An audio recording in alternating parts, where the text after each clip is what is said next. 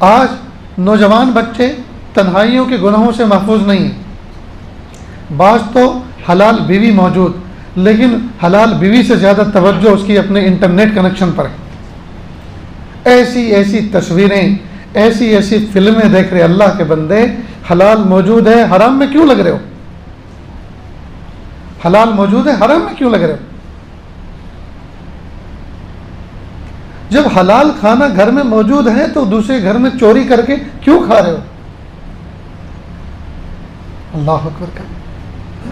اب اس کو کیا کہا جائے؟ اس کا مطلب یہ ہوا کہ جو اللہ پاک نے قوت عقلیہ دی ہے اس کی تفریح ہے، پھر سمجھ ہی نہیں ہے، پاگل بنے پھر رہے ہیں. اپنے نفس کو یہ سمجھانا چاہیے نا، بھائی تو جو مجھے دوسروں کو للچائے ہوئے نظروں سے دکھا رہا ہے، جی یہ چیز تو، یہ آئٹم تو میرے گھر میں موجود ہے، تو ساری چیزوں سے ہٹ کر ساری توجہ اس پر رکھے.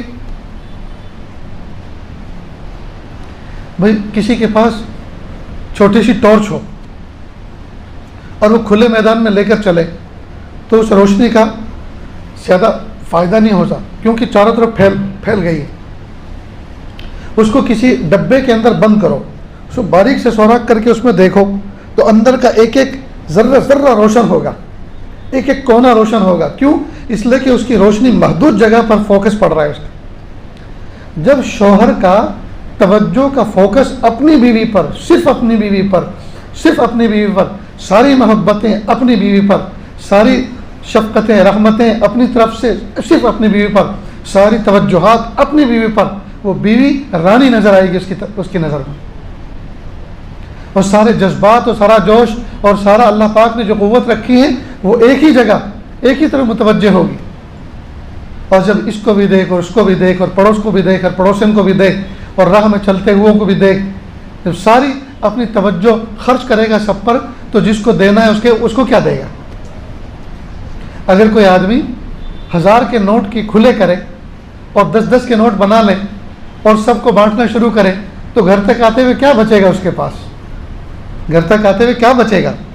لیکن اگر بنا ہوا نوٹ رکھے اور کسی کو نہ دے تو 1000 کا نوٹ پورا کا پورا بیوی کا. تو اگر ہم نے اپنی ساری توجہات جی وہ بازار میں لٹا دی تو اپنی بیوی کو کیا دیں گے؟ ساری توجہات تو لٹا دی.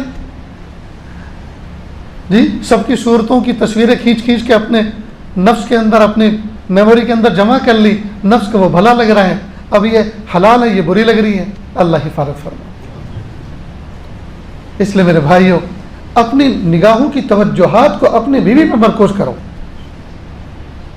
دیکھنے سے شوق پیدا، شوق سے پیدا طلب.